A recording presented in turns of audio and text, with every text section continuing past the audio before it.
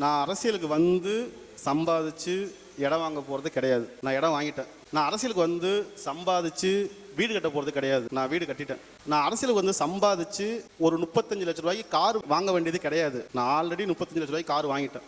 சரியா? அதாவது ஒரு பெருமைக்கு நான் அதை உங்கள்கிட்ட சொல்லிக்கல, ஷேர் பண்ணல.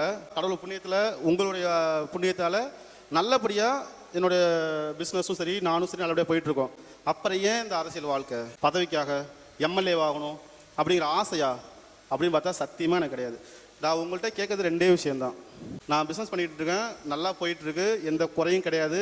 நான் அப்படியே பிஸ்னஸ் பண்ணிட்டு போகவா, இல்லை மக்களை ஏமாத்தாமல் சட்டமன்ற உறுப்பினர் எம்எல்ஏவுக்கு நிற்கவா? ஸோ இந்த ஒரு கேள்விக்காக தான் இந்த ஒரு மீட்டிங்கை நான் அரேஞ்ச் பண்ணேன். அதை வந்து மக்கள்கிட்ட கேட்கணும். மக்கள் தீர்ப்பே மகேசன் தீர்ப்பாக இருக்கட்டும். அவங்க என்ன சொன்னாலும் நம்ம வந்து ஏற்றுக்கணும்.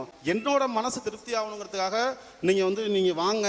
எனக்கு ரெண்டுமே சந்தோஷம். ரெண்டுமே என்ன சந்தோஷம்னு கேட்டிங்கன்னா, என்ன பிஸ்னஸை பாருங்கள், ஒன்றும் பிரச்சனை இல்லைப்பா அப்படின்னு சொன்னாலும் அதை நான் ஏற்றுக்குவேன். நீங்கள் அரசியலுக்கு வாங்க, நாங்கள் இருக்கோம், நாங்கள் சப்போர்ட் பண்ணுறோம் அப்படின்னு சொன்னாலும் எனக்கு ரெண்டுமே ஒன்று தான். இந்த முடிவை நீங்கள் தான் எடுக்கணும். நான் அரசியலுக்கு வரட்டுமா வேண்டாமா அப்படின்னு கேட்கறதுக்கான ஒரு மீட்டிங் தான் சத்தியமாக இந்த மீட்டிங்கை தவிர, நான் எம்எல்ஏவுக்கு நிற்க போகிறேன், நீங்கள் எனக்கு சப்போர்ட் பண்ணுங்கன்னு கேட்கறதுக்கான மீட்டிங் இது இல்லை. இப்போ நீங்கள் நான் வரலான்னு சொல்கிறவங்க கை தூக்குங்க.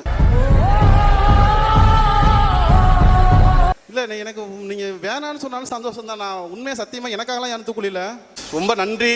நான் சத்தியமாக இவ்வளோ பேரும் நினைப்பேன்னு நான் நினைக்கவே இல்லை. கடவுள் பொதுவாக நான் நினச்சேன், இருக்கிற 300 பேரில் 159 பேர் கை தூக்கி வேண்டான்னு சொல்லிட்டா, நான் இந்த ஸ்டேஜோட என்னோட அரசியல் வாழ்க்கையை மறந்துட்டு மக்களுக்காக நான் எப்பவும் செய்கிற பணியை செஞ்சுட்டு நமக்கு அரசியல் தேவைன்னு போயிடுவேன்னு. கடவுள் பொதுவாக இவ்வளோக்கெல்லாம் பண்ணுவேன்னு சத்தியமாக எனக்கு தெரியாது. ரொம்ப நன்றி. உங்கள் நம்பிக்கையை நான் என்னையும் காப்பாற்றுவேன். உங்கள் சப்போர்ட் இருக்க வரைக்கும் நான் வருவேன்.